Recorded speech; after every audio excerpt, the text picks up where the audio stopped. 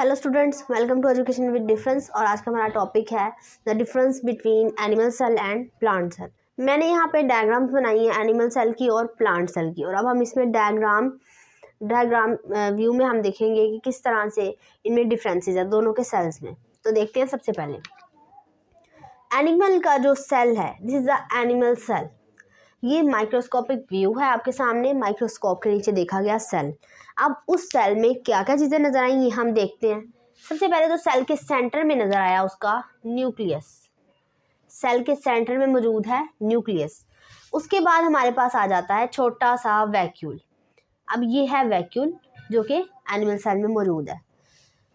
याद रखें कि यहाँ पे एक चीज़ नोट कर लें कि एनिमल के सेल में वैक्यूल कितना सा है, छोटा सा वैक्यूल है। अब हम प्लांट सेल में देखेंगे कि क्या डिफरेंस है वैक्यूल के अंदर। उसके बाद दिस इज अ माइटोकॉन्ड्रिया। ये माइटोकॉन्ड्रिया है। ये अब आपको सेल के अंदर जो मैंने सारी चीज़ें यहाँ पे ड्रा की हैं, ये जो आपको नज़र आ रही हैं, ये सारी कहलाती हैं ऑर्गेनेलिस। ये सेल के यूनिट्स हैं, वर्किंग यूनिट्स हैं, मिलकर काम करते हैं जो, और सेल को चलाते हैं, और ये एक सेल को अपना फंक्शन परफॉर्म करने में हेल्प आउट करते हैं।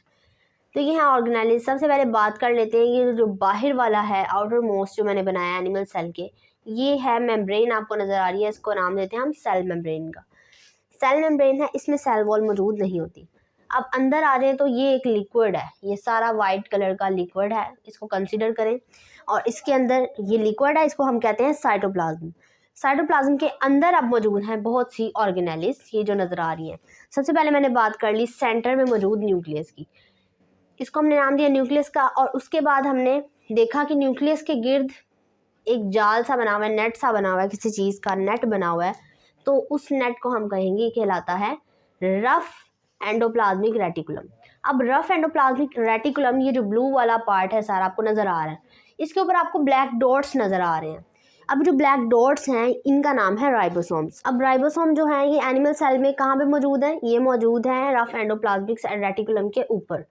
उसके बाद ये आपको नज़र आ रहा है स्मूथ एंडोप्लाज्मिक रेटिकुलम, ये ऑर्गेनेली का नाम है। इन सब के फंक्शन हम इंडिविजुअली एक एक करके आगे डिटेल में पढ़ेंगे, लेकिन अब सिर्फ ये कंसीडर करें कि इन दोनों सेल में डिफरेंस क्या है। ये है स्मूथ एंडोप्लाज्मिक रेटिकुलम।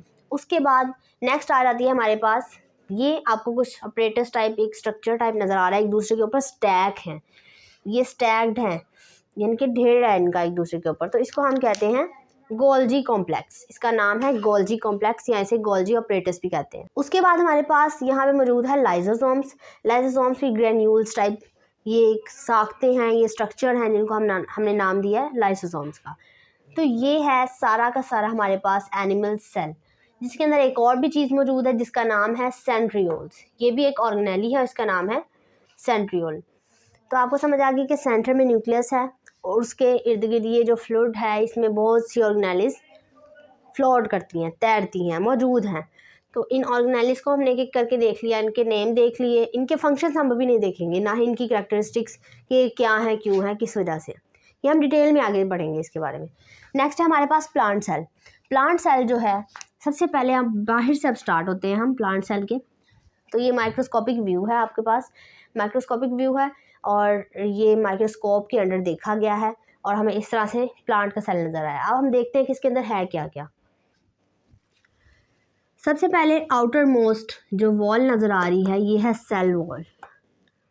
उसके अंदर एक और सेल वॉल है, यानी कि this is a primary cell wall and this is a secondary cell wall. हमने डिस्कस ऑलरेडी ही कर लिया है कि plant cell wall contain two walls. It can contain two walls which are called primary cell wall and secondary cell wall. तो primary और secondary cell wall जो है वो अपने अपने मटेरियल्स, केमिकल्स की बनी होती हैं, जो कि पहले डिस्कस हो चुका है कि इनके कौन कौन से मटेरियल और केमिकल्स होते हैं। उसके बाद जब हम सेल वॉल से आगे हमने मूव किया तो ये देखा कि सेल वॉल के अंदरूनी साइड पे मौजूद है ये जो आपको ग्रीन कलर में नज़र आ रही है, this is the cell membrane. Cell membrane तो ज़रूरी है कि ये हर सेल में मौजूद होगी। उसके बाद हमारे पास एक एक करके हम ऑर्गेनेली को डिस्कस कर लेते हैं, लेकिन पहले मेन चीज़ न्यूक्लियस को देख लेते हैं वो कहाँ पे है, और वैक्यूल को देख लेते हैं वो कहाँ पे। अब आपको ये जो सेल के सेंटर में बड़ा सा नज़र आ रहा है, ये है हमारे पास प्लांट के सेल वॉल का वैक्यूल। इसमें होता है वाटर, और कुछ सॉल्ट्स। तो ये सेल की रिजिडिटी को मेंटेन करने में मदद देता है वैक्यूल। सेल, प्लांट का जो सेल है उसको सख्त रखता है, रिजिड रखता है, टाइट रखता है, तना हुआ रखता है। प्लांट तभी तो इरेक्टेड होते हैं, तने हुए होते हैं, इस दैट्स वाई क्योंकि उनके सेल में वैक्यूल मौजूद है विच कंटेन H2O वाटर। तो वो उसको हेल्प आउट करता है स्ट्रेट रहने में, स्ट्रिक्ट रहने में। उसके बाद है हमारे पास जो ये ऑर्गेनेली आपको नज़र आ रही है, दिस इज़ अ न्यूक्लियस। ये हमारे पास एक साइड पे है न्यूक्लियस, जबकि एनिमल सेल में हमने देखा था कि न्यूक्लियस जो है वो सेंटर में मौजूद होता है। इसके चूंकि बड़ा वैक्यूल सेंटर में आ गया तो उसने न्यूक्लियस को साइड पे धकेल दिया। अभी हमारे पास न्यूक्लियस है, न्यूक्लियस के इर्द गिर्द उसी तरह से रफ एंडोप्लाज्मिक रेटिकुलम मौजूद है जैसे कि एनिमल के सेल में मौजूद था। अब फ़र्क क्या है कि एनिमल के सेल में जो एंडोप्लाज्मिक रेटिकुलम है, रफ एंडोप्लाज्मिक रेटिकुलम, उसके ऊपर राइबोसोम्स मौजूद थे, लेकिन यहाँ पे राइबोसोम्स इसके ऊपर नहीं है। राइबोसोम्स कहाँ पे मौजूद है? राइबोसोम्स सेपरेटली सेल के अंदर फ्लोट कर रहे हैं, साइटोप्लाज्म के अंदर अपना फंक्शन परफॉर्म कर रहे हैं। राइबोसोम प्लांट के सेल में रफ एंडोप्लाज्मिक रेटिकुलम के ऊपर मौजूद नहीं होते। उसके बाद हमारे पास आ जाता है स्मूथ एंडोप्लाज्मिक रेटिकुलम। उसके बाद हमारे पास आ जाता है, ये आपको मैंने साइटोप्लाज्म शो किया हुआ है कि सेल के अंदर ये जो फ्लूइड नुमा सारा इलाका है, जो फ्लूइड है जिसके अंदर सारी ऑर्गेनेलिस मौजूद होती हैं, उस फ्लूइड को हम कहते हैं, उस माया को हम कहते हैं साइटोप्लाज्म।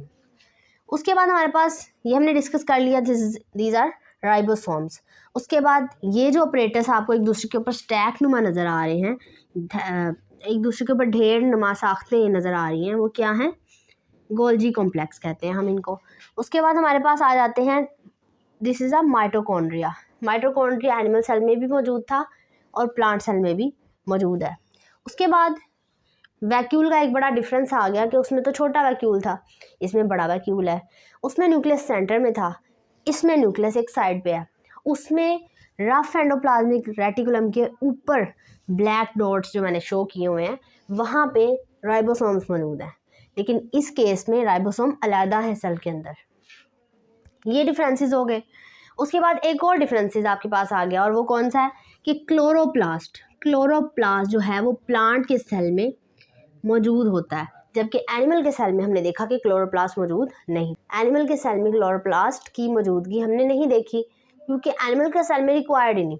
अब क्लोरोप्लास्ट का क्या काम है ये भी डिटेल में हम डिस्कस करेंगे, लेकिन मेन मैं आपको बता दूं कि क्लोरोप्लास्ट रिक्वायर्ड होता है, प्लांट करते हैं फोटोसिंथेसिस अपनी खुराक तैयार करने के लिए।